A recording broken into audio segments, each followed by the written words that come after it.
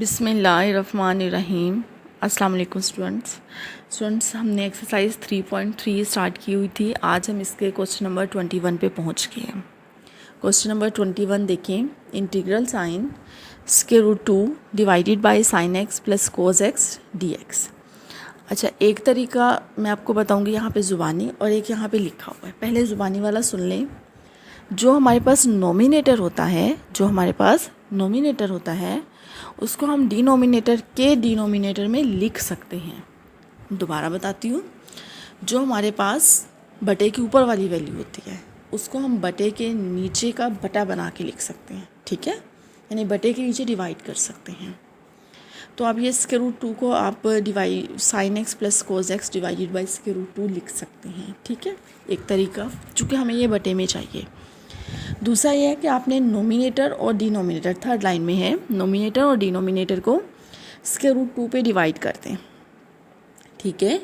अब नोमिनेटर वाला square root 2 से कैंसिल हो जाएगा और डिनोमिनेटर वाला 1/√2 बच जाएगा। क्लियर। ये हमने डिवाइड किया दोनों को, नोमिनेटर को भी और डिनोमिनेटर को भी।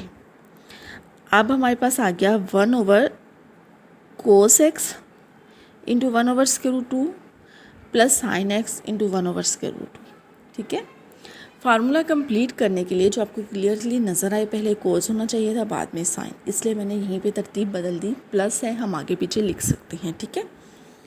और फार्मूले में भी हो सकता है, लेकिन चूँकि फिर आपको क्लियरली पता नहीं चलेगा कि किस तरह उसके बराबर, इसलिए मैंने यहीं पर तब्दीली कर दी, चेंज कर दिया यहाँ पर। तो cos x into 1/√2 plus sine x into 1/√2। अब ये जो 1/√2 है इसको सॉल्व करना है हमने। ज़रा जो 3 डॉट्स लगे हैं उसके साथ देखें लिखा हुआ, कोस π/4 बराबर होता है 1/√2। कोस π/4 का मतलब होता है 45 डिग्री एंगल। कोस 45 डिग्री एंगल जो है 0.707 आई थिंक, तकरीबन अप्रोक्सीमेटली, और बराबर होता है 1/√2। इसी तरह साइन π/4 यानी sine 45 degree is equal to 1/√2। अब ये वाली वैल्यूज़ हम यहाँ पे पुट कर देंगे, ठीक है। जो कोस के साथ लिखा है उसे कोस π/2 लिख देंगे, जो साइन के साथ 1/√2 लिखा है उसको साइन π/4 लिख देंगे, ठीक है। आपको फार्मूला याद होगा, cos alpha cos beta plus sine alpha sine beta, ठीक है। अगेन चैप्टर नंबर 10 से, cos alpha cos beta plus sine alpha sine beta बराबर होता है कोस अल्फ़ा माइनस बीटा, ठीक है। तो इस फार्मूले को फॉलो करेंगे तो हमारे पास आ जाएगा 1/cos x minus π/4, x as alpha and π/4 as beta, ठीक है।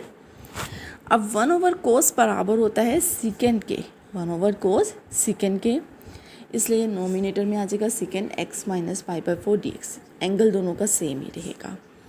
उसके बाद सीकेंड की जो इंटीग्रेशन है, सीकेंड की इंटीग्रेशन बराबर होती है log of secant x plus tan x. किसकी इंटीग्रेशन? सीकेंड एक्स की बराबर होती है log of secant x plus tan x. अब यहाँ पे क्या है? सीकेंड एक्स माइनस π/4, तो ये बराबर होगी log of secant x minus π/4 plus tan x minus π/4। Sorry बेटा, यहाँ पे मैंने गलती से लिख दिया π/4 माइनस एक्स, तो x माइनस π/4, ठीक है। x माइनस π/4 प्लस सी, और नीचे डॉट लगा के इसका फार्मूला भी लिखा हुआ है।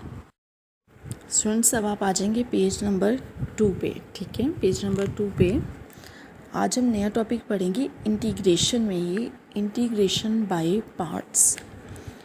जब हमने डेरिवेटिव पढ़ा था तो हमारे पास 2 फंक्शन थे, जब मल्टीप्लाई हो रहे थे तो हमने उसमें यूज़ किया था प्रोडक्ट रूल, ठीक है।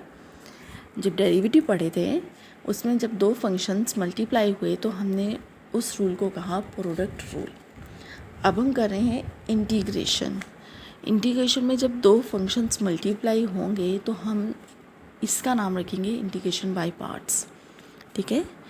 इसका फार्मूला क्या है इंटीग्रेशन बाय पार्ट्स का? देखिए, एफ ऑफ एक्स के नीचे मैंने आई और जी ऑफ एक्स के नीचे लिख दिया डबल आई। जब भी 2 फंक्शंस लिखे होंगे, सबसे पहले तो आपने ये डिसाइड करना है कि आपने फर्स्ट फंक्शन किसे कहना है और सेकंड किसे कहना है, ठीक है। वो भी मैं आपको अभी इस फार्मूले के बाद सिखाऊंगी। एफ ऑफ एक्स आपके पास फर्स्ट फंक्शन हमने कह दिया और जी ऑफ एक्स को हमने सेकंड फंक्शन कह दिया। अब हम इस पे फार्मूला अप्लाई करते हैं इंटीग्रेशन बाय पार्ट्स का। आपने first function as it is लिख देना है, first function as it is लिख देना है और इंटीग्रेशन का आंसर लिखना है किसका, सेकंड फंक्शन का।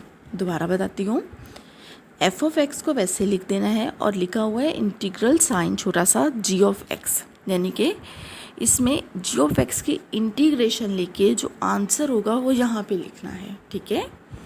उसके बाद माइनस का साइन डालेंगे, इंटीग्रल साइन, अगेन जो इंटीग्रेशन का आंसर आया था किसका, इंटीग्रेशन लेके जी ऑफ एक्स यानी कि सेकंड फंक्शन का जो आंसर आया था वो पुट करेंगे और एफ यानी फर्स्ट फंक्शन का डेरिवेटिव लिखेंगे। दोबारा बताती हूँ, first function integration second minus integral sign same integration second derivative first, ठीक है। अब हमने ये सीखना है कि फर्स्ट फंक्शन किसे कहेंगे और सेकंड किसे कहेंगे। देखिए, ऐसे फंक्शन जिनकी हम इंटीग्रेशन ले सकते हैं उनको हम मोस्टली कहेंगे सेकंड फंक्शन, ठीक है।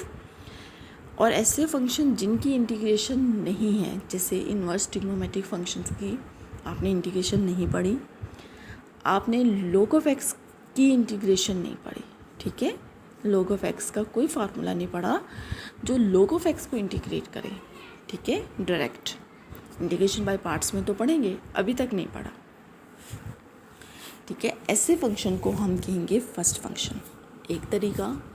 दूसरा तरीका ये है कि आपने दोनों फंक्शंस को देखना है और देखना है कि इनमें से कौन सा फंक्शन है जो डेरिवेटिव्स लेके ख़त्म हो जाएगा, ठीक है। तो आपने उसको फर्स्ट फंक्शन और दूसरे वाले को कह देना है सेकंड, ठीक है। थर्ड वे जो हम यूज़ करेंगे, ठीक है, प्रैक्टिकली, वो है एक आपने याद करना है word I let, I let. अब आई का इसमें मतलब है इन्वर्स फंक्शन, ठीक है। एल स्टैंड्स फॉर, एल किसके यूज़ हुआ, लोगरिथमिक फंक्शन के लिए, एल फॉर लोगरिथमिक फंक्शन, ठीक है।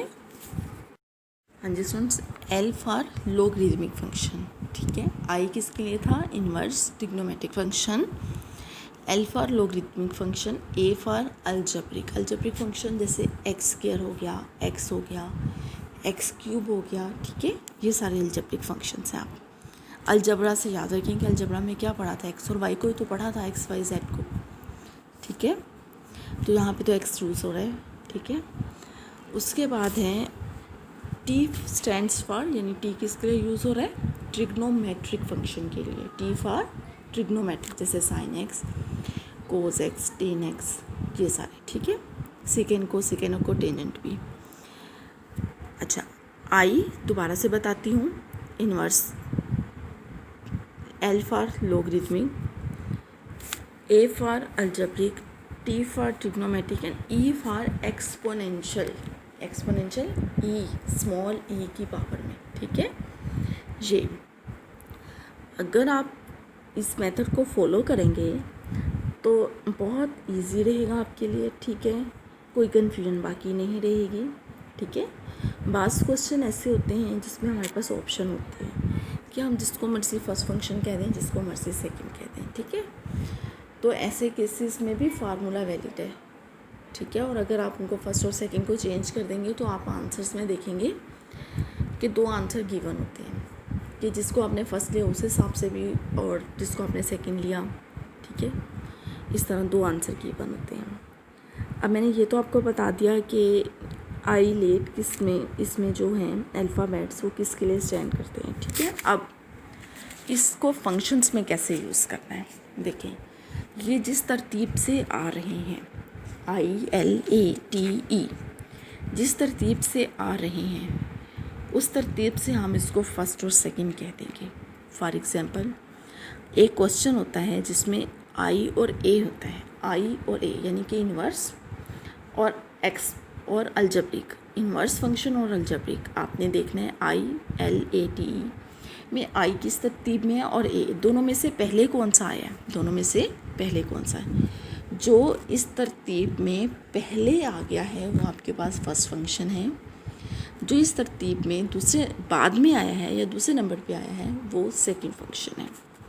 मज़ीद आपको क्लियर होगा जब हम इसकी एक एग्जांपल या एक क्वेश्चन करते हैं, ठीक है, बल्कि अभी करते हैं ताकि आपको समझ में आ जाए। स्टूडेंट्स, अब हम स्टार्ट करते हैं एक्सरसाइज 3.4, ठीक है।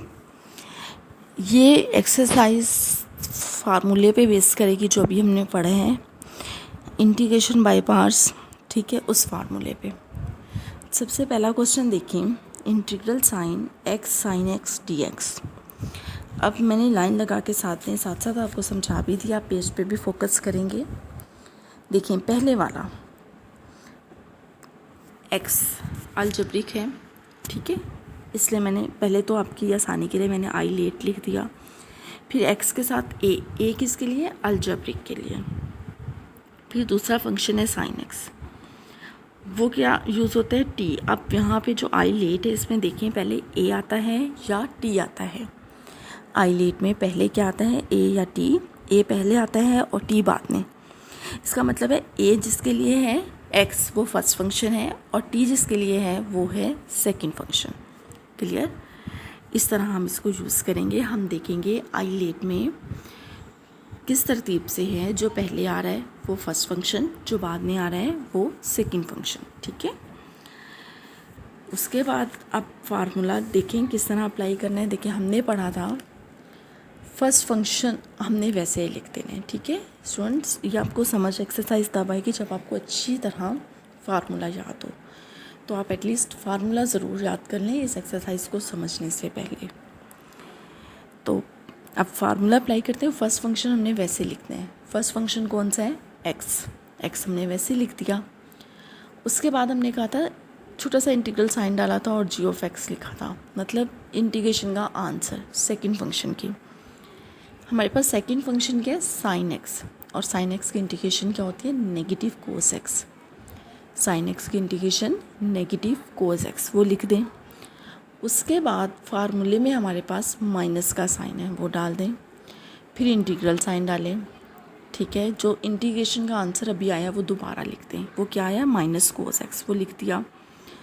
और जो जिससे आपने फर्स्ट फंक्शन का है उसका डेरिवेटिव लिख दें। तो x का डेरिवेटिव क्या होगा, 1, वो लिख दिया, ठीक है। दोबारा बताती हूँ, first function x, integration second, वो क्या है, minus cos x, minus integral sign फार्मूले में मौजूद है। Same integration second, minus cos x को अगेन लिख दिया, फर्स्ट का डेरिवेटिव x का डेरिवेटिव ले दिया।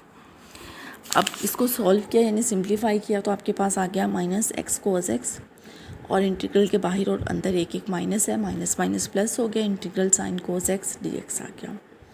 अब फर्स्ट वाला तो इंटीग्रेट है ना, इसलिए कि इसके साथ कहीं आपको इंटीग्रेशन साइन नज़र नहीं आ रहा। सेकंड के साथ इंटीग्रेशन साइन है कोस x के साथ, तो वो इंटीग्रेशन ले लें वहाँ पे। कोस x की इंटीग्रेशन क्या हो जाएगी, साइन x प्लस सी। इस क्वेश्चन को हम तब तक करेंगे जब तक हमारे पास इंटीग्रेशन साइन रिमूव ना हो जाए, ठीक है, ख़त्म हो जाए जब तक सारे फंक्शंस का, ठीक है, तब तक हम इसको करते रहेंगे। तो अब आपने अच्छी तरह इस फार्मूले को तैयार कर लेना ताकि नेक्स्ट जब मैं आपको क्वेश्चन करवाऊँ तो आपको समझ में आ जाए।